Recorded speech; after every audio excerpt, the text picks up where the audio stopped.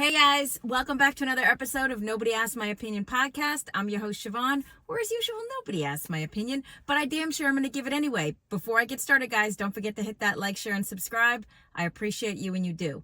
All right, what am I talking about today, guys? I'm talking about going back to the SHADEUR Sanders, the prank call, but we finally have a resolution. The Atlanta Falcons, the DC JEFF ULBRICH, it was his son who had performed the call, who had made the call. And so the NFL came down on them and they fined the Falcons $250,000 and $100,000 personally to JEFF ULBRICH, which is damn. Do you guys think it's deserved? I mean, if I'm that household right now, no, I get his son does not live with him. You know, the NFL came down on them because, just like I said in my prior episode, you have to do something because he is being exposed to confidential information, and he was so lax in allowing his son to see his iPad, or he left it open or whatever, and his son decided to perform this prank. But this is a good turnaround to bad parenting. Okay, what do I mean by that? Bad parenting. I mean, that household better be quiet. I get the son does not live with them, but man, I'd be having him come on home for Sunday dinner.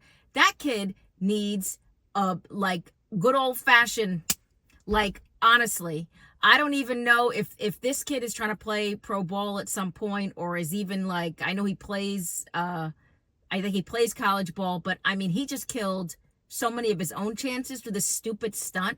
Was it worth it? Is this really where this generation is? Sometimes I sit back and I would say I'm not doing generational hate nonsense, but sometimes I look back at this age group and I'm like, what the hell is wrong with y'all? What was the point of that? You weren't making any money from it. It was just a joke, and you were dumb enough to film yourself doing it. So and the worst part is the fallout doesn't really come to you. I mean, maybe not now, maybe later, right? But it's coming to your dad, who did nothing wrong, who was legit completely unaware that his son had performed this prank.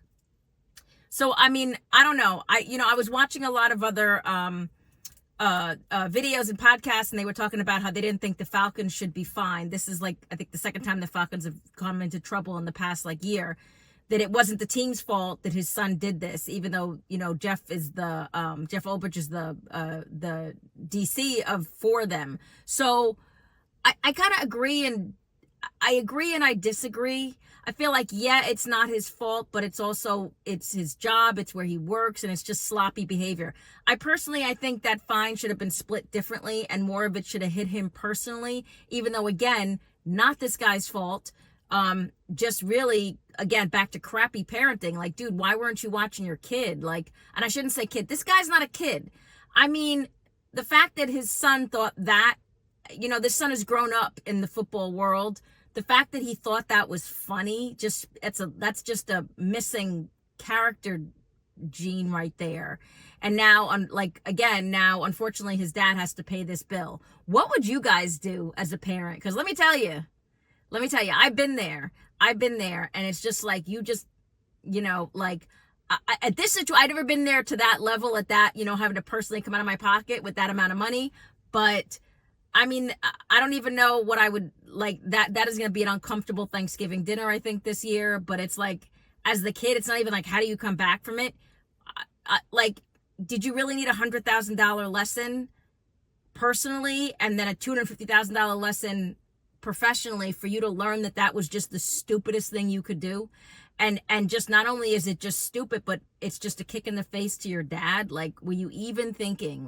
It's so ridiculous. On the SHADEUR front, he has said, he's concentrating on football, and this prank, he's letting it go. He could care less, obviously, because we all know the outcome of what happened with him in the draft. I mean, he had his own other issues.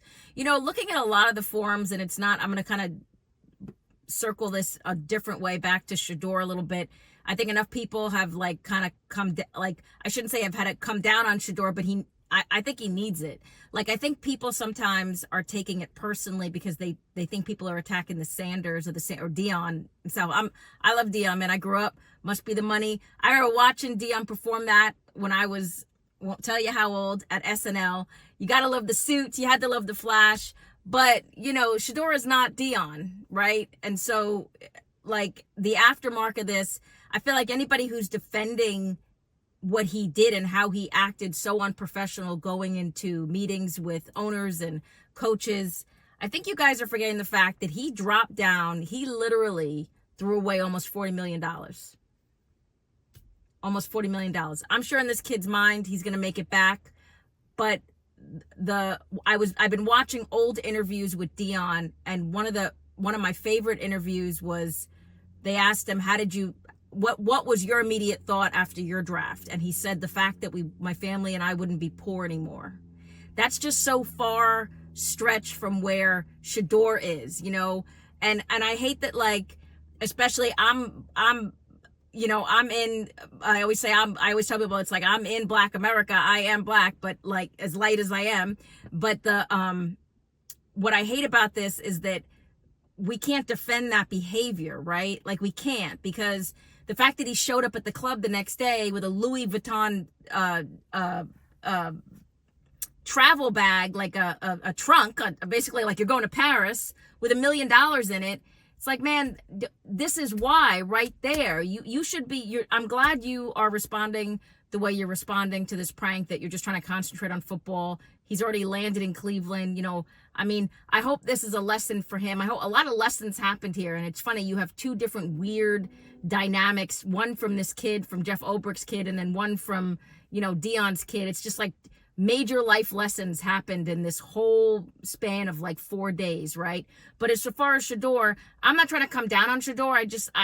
I think that if you promote the fact, everybody, it doesn't matter what color you are, it doesn't matter if you have freaking horns on your head, when you show up at a job interview, you have to show up correct, not cocky, not oh, you need me more than I need you. I mean, come on, guys, no one has evolved past that, right? Because at that point, like, I know he was raised better than that. And I guarantee you that's not how Deion showed up to his interviews. So I feel like we can't protect him for that and actually encourage the behavior. Nobody's trying to take away from his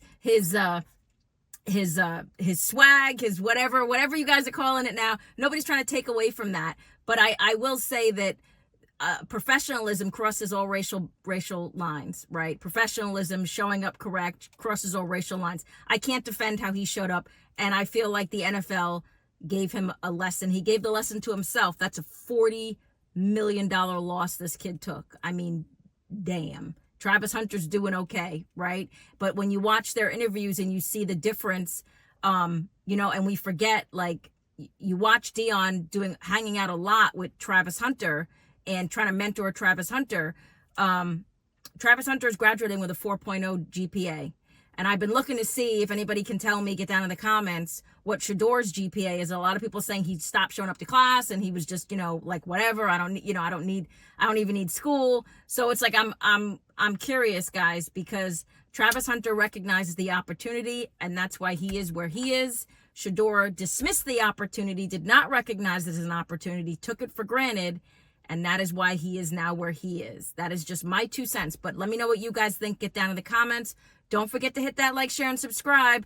As usual, nobody asked my opinion, but I damn sure am going to give it anyway. I appreciate you guys. Have a good one. Bye-bye.